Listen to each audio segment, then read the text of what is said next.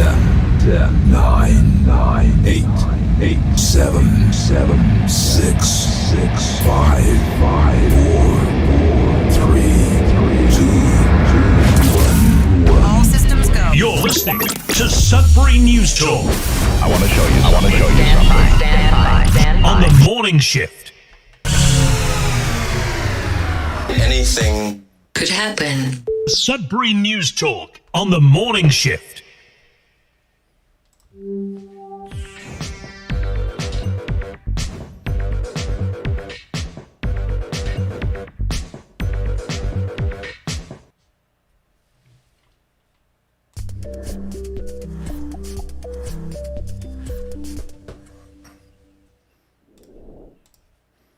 And good morning. Welcome to Sudbury News Talk on the morning shift. I'm AJ Walsh. Glad to be here with you. Thankful that you are here with us. We're live on CKLU, 96.7 FM on terrestrial radio. We're also streaming live at cklu.ca online. And yes, if you go there today to click on the Radio Player Canada app to stream us or download the app to take us with you and listen to us anywhere, anytime on your favorite device, you're going to find a Pledge Week message with a donate now button right there. And you're going to see it, and you're going to be tempted to click that donate now button because you appreciate all that CKLU is. It's been around since 1984, campus and community radio. It's the U in CKLU, so we'll have more on that. We're going to pull up the website. We're going to see who's on and where, what times this week and Monday, because yesterday was a holiday. It was Family Day. I hope everyone had a great Family Day. So Pledge Week starts today on Tuesday, and it goes all the way till next Monday to make it a full, work week.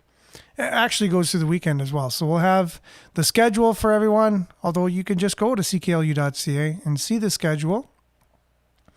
We have some local people that are known in the community going to be hosting some shows.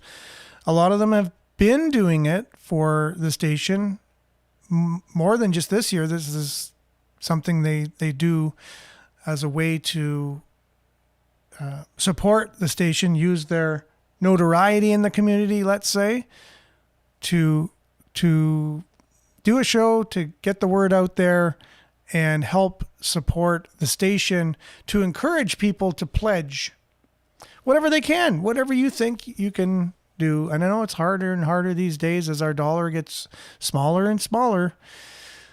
One ChatGPT search will show you, if you punch in, what would I need to make today? What would I need to make in terms of an hourly wage today to give me the same buying power as one would have in the mid 1970s? Right? So again, if you want to do it yourself, you go to Grok, you go to Google, Gemini, you go to ChatGPT, you go to your favorite, AI, and ask it, what dollar amount would I need to make today per hour? Like what hourly wage would I need to make today to have the same buying power as someone would have making minimum wage in the mid 1970s. So I forgot that one important key element to that question. So what would I need to make today per hour to give me the same buying power of one would have in the mid 1970s making minimum wage?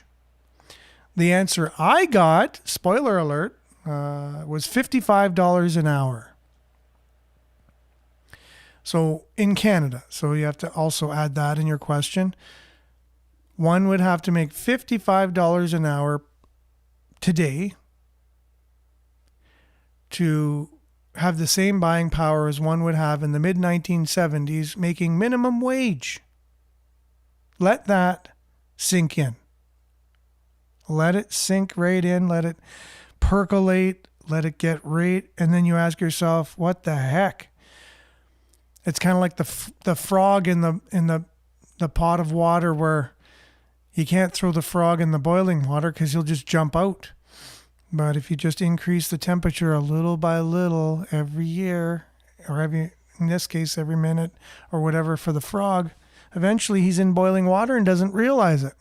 That's where we're at right now.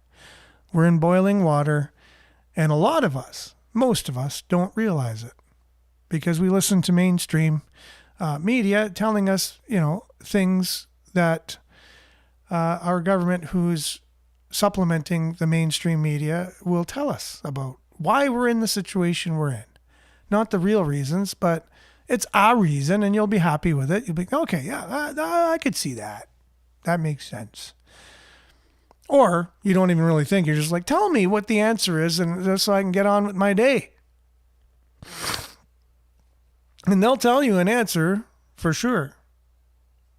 So, okay, didn't mean to go on any bit of a rant this morning. We're live on Facebook everywhere in the world except for Sudbury in Canada, because of government regulation which prohibits news from being posted from any news organizations having a Facebook page, sharing any news, whether it be local, regional, provincial, national, international, on Facebook. Our government prohibits the use of sharing news on Facebook through their regulation that they made. Let that sink in for a little while. But we are live on YouTube right here in Sudbury and Canada. YouTube.com/Sudbury News. Make sure to subscribe, give a thumbs up, hit the bell, all that stuff. I'm not used to promoting what you need to do on YouTube in order to grow the audience on the channel. We had almost 11,000 people on our Facebook page when it was shut down. And we're just barely coming up on 500 on YouTube because Facebook was the platform of choice, which it is for most of the world. It's the largest social media platform in the world. And that's what led to possibly the reason for our government, I'm assuming, to make a regulation to not share news on it, because it was so easy. It was so easy to put up an article where they paid all the money to get out in the world, so you'd think exactly what they want you to think, and then someone would comment right below and just put a little pin in the story, and all the air came out of it because they'd share a little bit of truth or ask a question and say, that doesn't seem right to me. What about this? And then people go, yeah, you're right. So the government can't have that out there. They need to control what's being said. And there's many videos I've seen throughout time with, Justin Trudeau saying, we need to go back to the way media was, where we controlled it, basically, is what he's saying. And now you look on YouTube, and the first thing that comes up, just notice it when you go on YouTube, when you go on your search for whatever you're going to go to find, you'll find a Canadian video first. So a mainstream. So I like to watch a lot of news. So right away up on my feed first out of any other one, even though I might have watched, I can count it on one hand how many mainstream news pieces I've seen on YouTube, because I can see mainstream news, listen to it in my car, see it on the TV. It's everywhere. I don't need to search for it. It's in my face. But when I search for alternative news, for independent journalists on YouTube who give me more of the story than what the mainstream is going to give me. But first comes up the mainstream news video, because that's on purpose. It's our government changing the way the algorithms work for social media. They prohibit news from being shared on it, on Facebook, and they change the algorithms. So Canadian content, which they seem to say they're promoting, they promote their own Canadian content, the one that they anoint and fund. They promote that. So they skew the algorithms from being organic in the way that they would work. And they try and steer you away from seeing things they don't want you to see. And they call it dangerous because it's dangerous to think in any way other than what they want you to think, right? So that's just the reasons. You'll hear it all the time. Misinformation. Oh, don't believe everything you say. It's very dangerous. We need to stop these people. Like, have I said anything dangerous so far? But yet even the idea of just saying what's going on, why news was prohibited on Facebook, why you get CTV news video right away on your YouTube. That's not natural. That's not organic.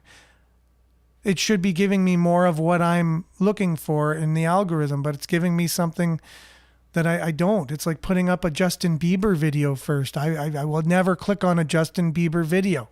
I just won't. But that's the same thing. It's almost like it's trying to get me to watch things I wouldn't normally watch. It's not the way algorithms work naturally. So it's unnatural, meaning it's being forced. And whenever things are being forced, you have to ask yourself, why is that happening? What's the reasons? Why isn't the algorithm just allowing me to see the things that I am searching for?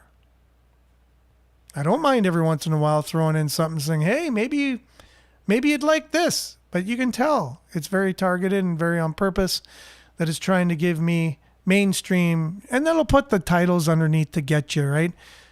Similar titles that are clickbait style. And the odd time you're like, yeah, maybe I do want to kind of listen to that, but I'm not going to give in. I'm not clicking on it because just for whatever reason, I can't go along with that. I can't go along with being forced. I'm searching for what I'm looking for. I'm being active, not reactive. I'm acting rather than being acted upon. Because I am me and I'm in charge of me. I'm the boss of me. Ever hear that term? I'm the boss of me. And you should be too. You should be the boss of you. And that's all I got to say about that. So let's dive in with a little bit of weather, and we'll be back with some news headlines. You'll be curious to hear about gun violence on its way up in the north. That's a Sudbury Star article, along with the hospital is trying to increase its capacity. Can you imagine that? Our hospital trying to make enough beds for everybody. Isn't that a great thing? Well, we'll see how they'll do with that. We'll be back with weather right after this.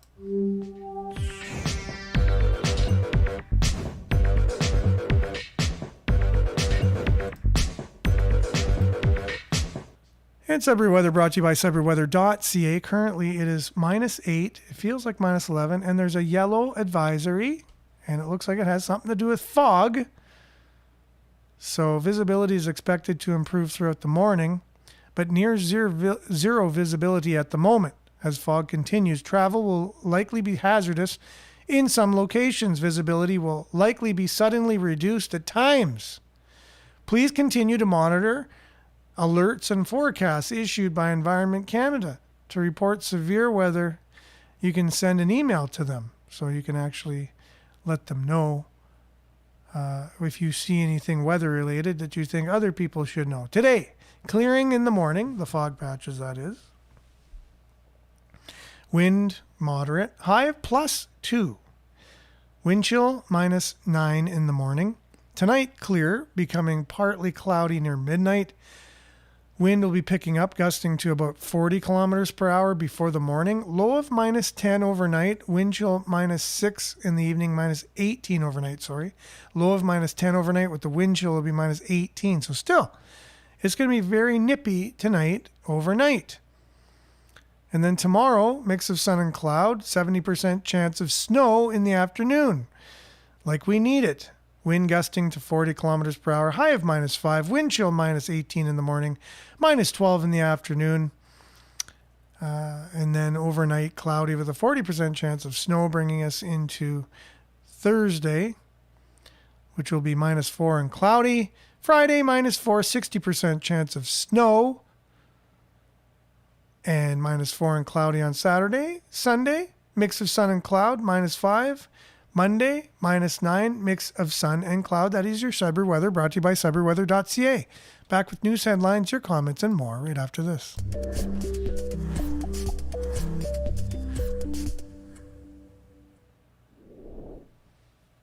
Okie dokie smoky. Got quite a few people here joining us. Let me check our monitor just to see. Oh, yes, and an announcement. Tomorrow's show, we'll have guests that we've had on quite a few times before, talking about the road conspiracy, if you will, in Sudbury. You know how we got a few potholes here and there? Anyways, there was a gentleman that has a really great innovative way to pave the roads to save cities money and give them smoother roads. Go figure. Can you imagine that? Not having to pay as many taxes and having smooth roads. Well, anyways, his machine, it mulches up the current road ahead of it, brings it through a process, adds a few things to it to kind of revitalize it, lays it back down, compacts it, all with one machine for the road. Well, the city had a problem with this. We said we'd try it out somehow, and we found a problem with that. More than likely, it worked too good, and it was going to save money, and people wouldn't be able to rip off taxpayers at the end of the day. Now, you say, why would he say that? Why would he say that? Well, because there's just ways that money gets distributed, and you can't change it, right? Because you'll make people unhappy. And that's the way that it is. There's a succession.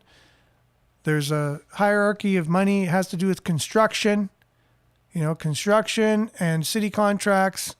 And here's a new guy on the block, and he's going to take away other people's money because there's a thing going on, right? People are used to the amount of money they're making, and favors are given due to that. And it's a culture, and it happens in every city. You've heard it publicized mainly in a Canadian city, Montreal. You've heard it, but it happens in every city, and that's just the way business is done. And so this guy was a threat to that, and that's really what it boils down to. So they found a way to shut it down. But that's what we're going to talk about tomorrow on the show with Tom Price, Bob Johnson. Good morning first. That's Northern Hillbilly. Yes, good morning. You are first to YouTube. Good morning to you, and good morning, Monique. Prayer emoji, smiley emoji. And you got to have fun. The apocalypse. Oh, you got to have fun in the apocalypse. Well, the thing is, either you're going to laugh or you're going to cry as we see the decline and train wreck that is going on, not only in Canada, but in the world. So either you're going to laugh or you're going to cry. Which one are you going to choose to do? Bingo. Good morning to you. Good morning, folks. Peace sign. Smiley emoji. Can't tell if it's a sun or a smiley, but we'll give it a smiley. Hazel, good morning. Prayer emoji. Much needed. Much appreciated. And Mary Ann, good morning, everyone from Foggy Berry. Foggy here as well. Hoping everyone enjoyed the long weekend with Family Day. I'm hoping the same. And I did. Okay.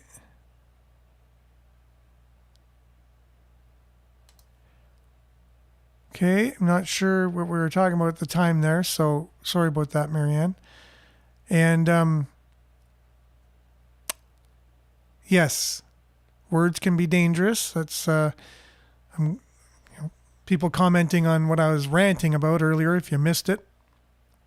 Just ranting about algorithms and how our Canadian government are affecting our social media by making it impossible to share news on the world's largest social media platform and on YouTube, which is the largest used video platform in the world.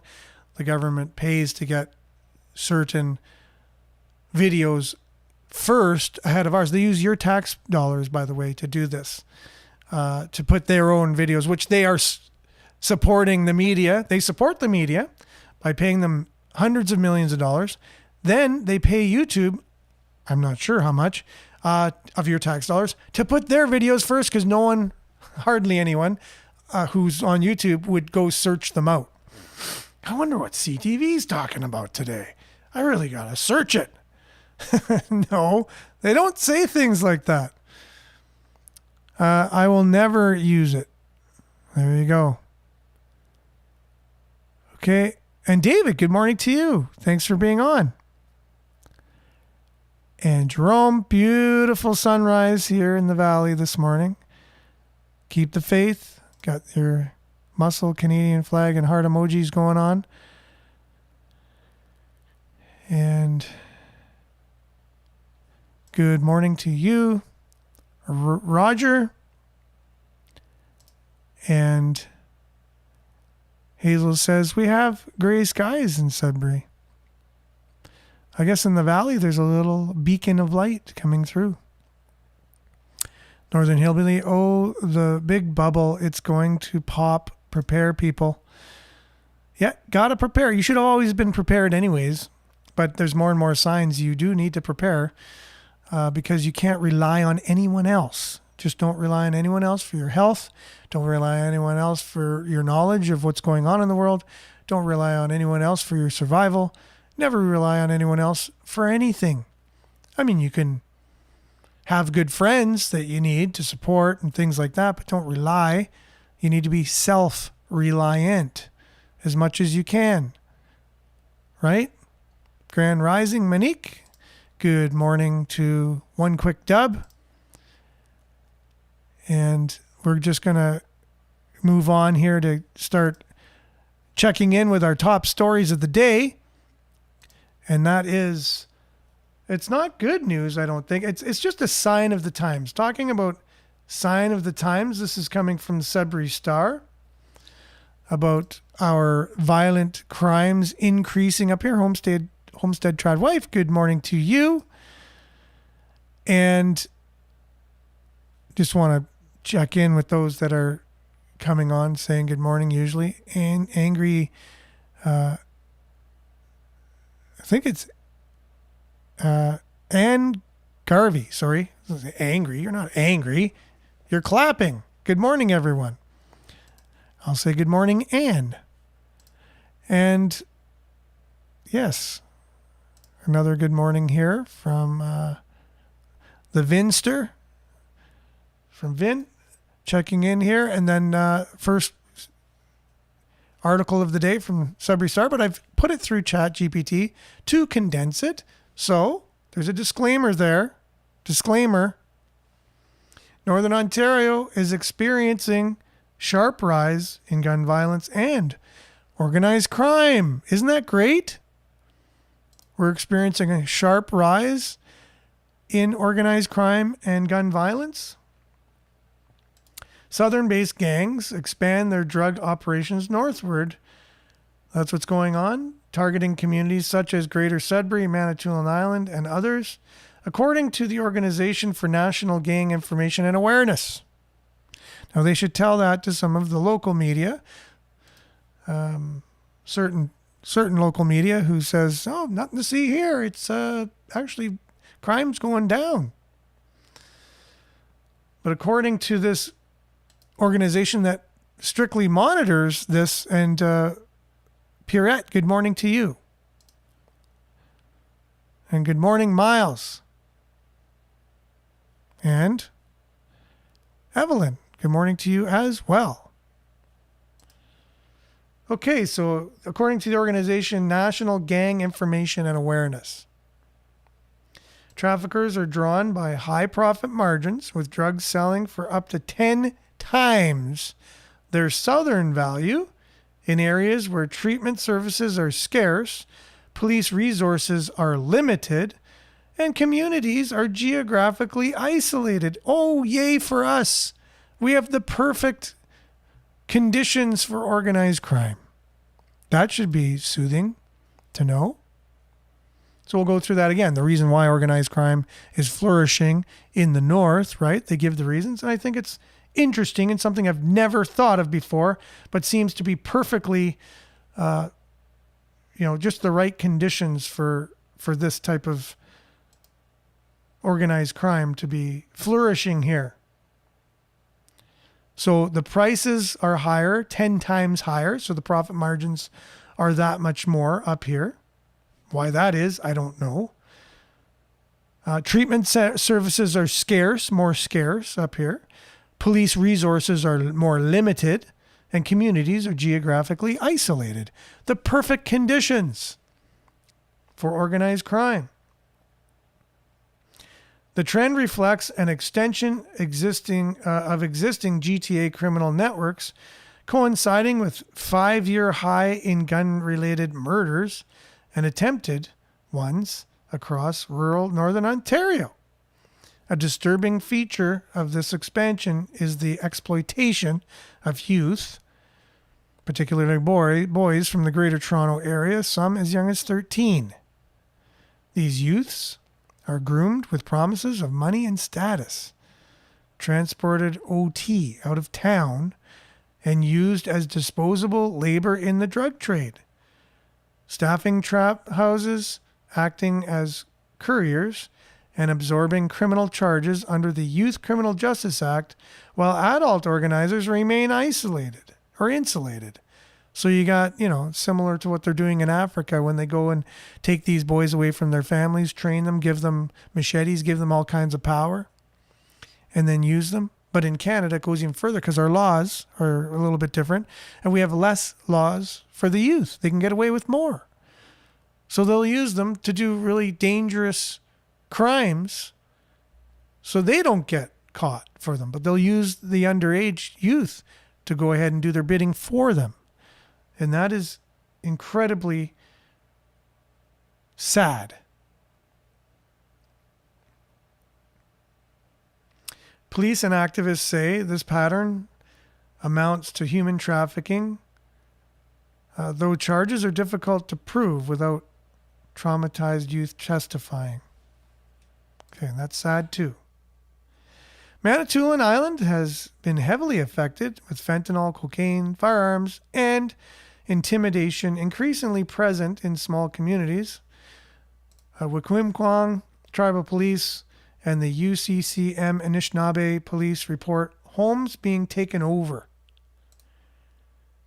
as drug hubs and local residents coerced into participation. Since 2021, more than 85 people have been charged in connection with organized crime on Manitoulin, many from outside the region. First Nations such as Wikwemkwang and Chiging face heightened risk due to limited housing, strained social services, and thin policing capacity. Again, some of those conditions for organized crime to thrive. Very sad. Very telling. Despite the creation of specialized drug enforcement units and cooperation with agencies such as Ontario Provincial Police, enforcement alone has not stopped the harm. Violent crimes, overdoses, abductions, and disappearances are rising, while families in southern Ontario search desperately for missing children. Community leaders warn that without significant investment in prevention, treatment, housing, and youth protection, northern communities and the exploited children brought into them will continue to bear the devastating human cost of a drug economy built on inequality and distance. That is heart-wrenching. To know that that's one of the societal deterioration markers that are going on. It's always sad when you see the increased drug use alone in downtown Sudbury, and then you see the homelessness, and you see crime increased due to the whole culture of everything. And good morning, Andrew. It just breaks your heart. And then this, it's like I didn't realize all these factors make Northern Ontario the perfect conditions for organized crime. Now, it started. You know, it's harder to stop something once it started. So now it's started. It's been going on at least since 2021. That gives it a good 5 years. And you know what business is? If you can get through the first 5 years of business, you're pretty good. That's the most vulnerable times for a business to start. And if you look at organized crime as a business, which it is, it has new franchises in Northern Ontario. And now they've been operating for at least over these last 5 years that we're seeing here. So it means they're well on their way to being established. And if it's established, it's only going to grow. And now you have the investigations going on into police corruption in Southern Ontario. So that's all you need now, are the organized crime that's got their roots deep in Northern Ontario, and they're partnering with elements, factions. Even if it's a few people in law enforcement, that's even more dangerous. It's happening now. It's happened. It's being investigated in Southern Ontario. So I'm not making claims that are preposterous. You can have a police officer in Northern Ontario on the payroll of organized crime. Why couldn't you? Why couldn't there be one out of all of Northern Ontario, one police officer who's corrupt, right? How about 2? What if there's 5? What if there's 30? You know? And now if the condition's so good for corruption in Northern Ontario compared to Southern Ontario, are we looking at the possibility of law enforcement being corrupt up here? What are the chances of that? That's not something that they're just going to speculate, but that's part of it. Right? Because in order to stop organized crime, you have to have organized law to stop it. And if you don't have that, how is it going to be stopped? You need another just gang to start up that's just going to try and take out the lawless gang. Now you just have anarchy.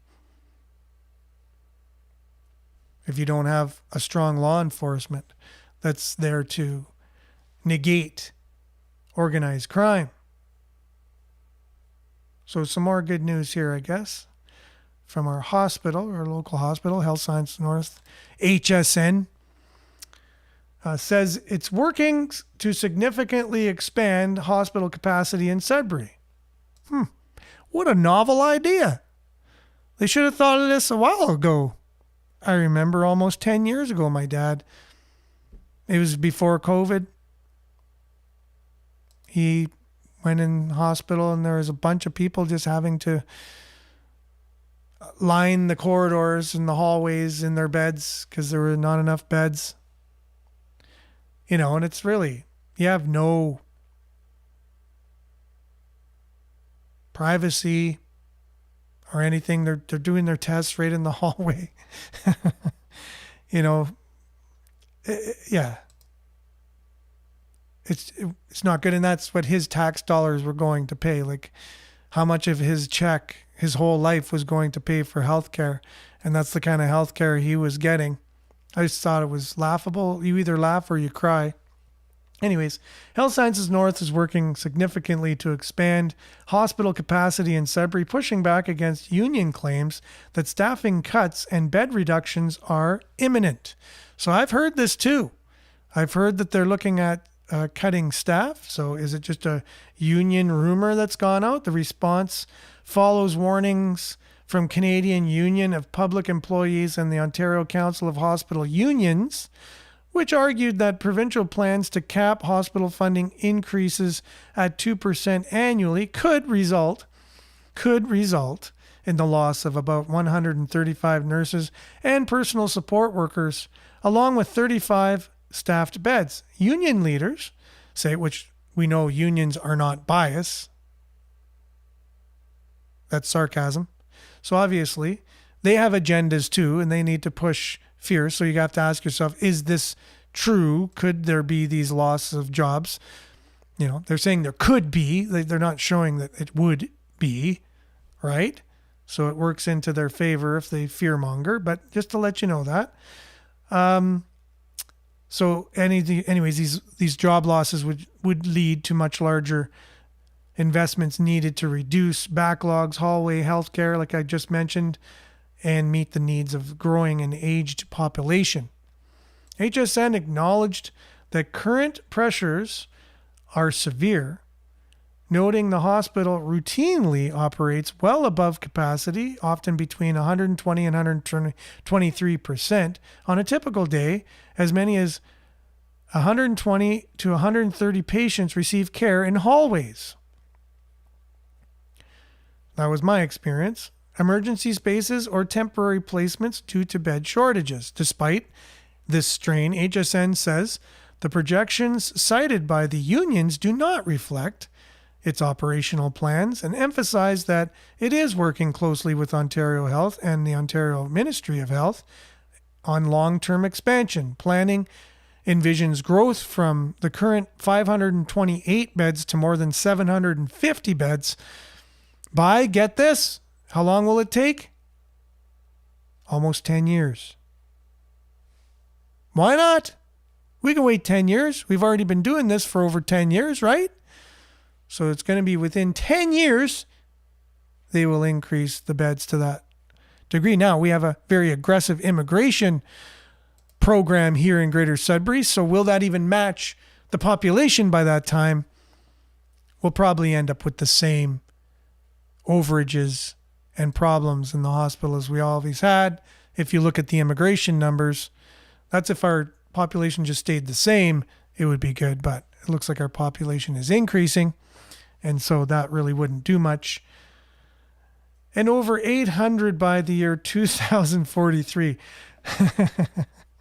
All right, well, that's great. We kind of need that now. It's kind of needed now. Is it needed yesterday? It was needed 10 years ago. But by 2043, we're going to have enough beds for what we needed 10 years ago. Don't worry about that. This is the way governments operate. Trust us. Put all your trust in us. Give us all your money. And we're going to do what we can with it. We're going to show you what we can do when we have all your money. It's things like this. Isn't that incredible?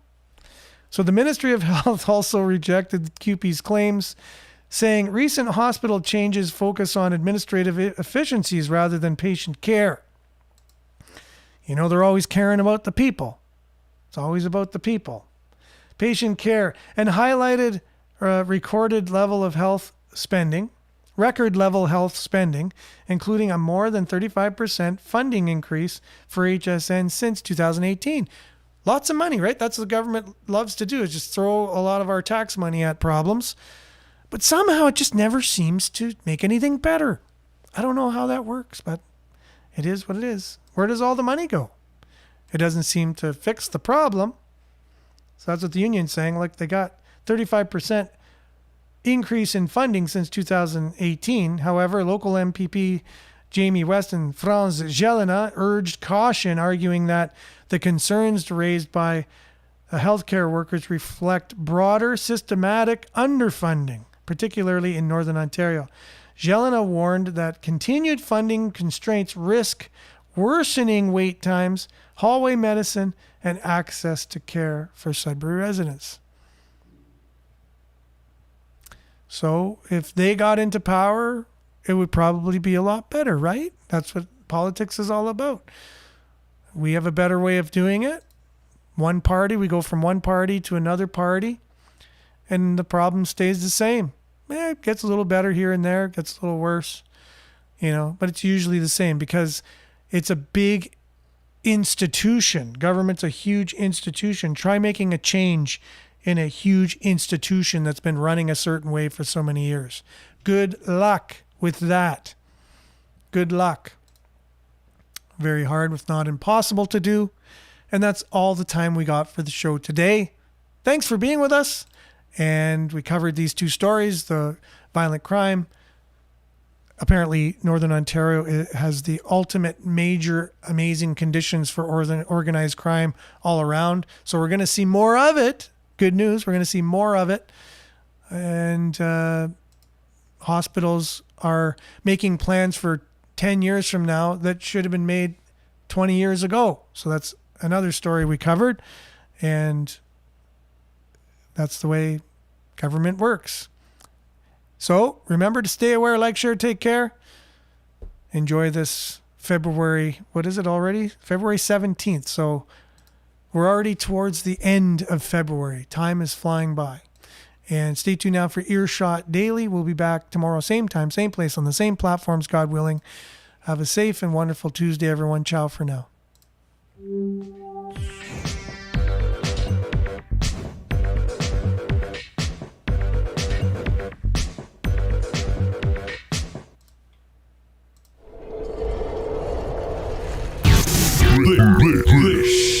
Sudbury News Talk on the morning shift.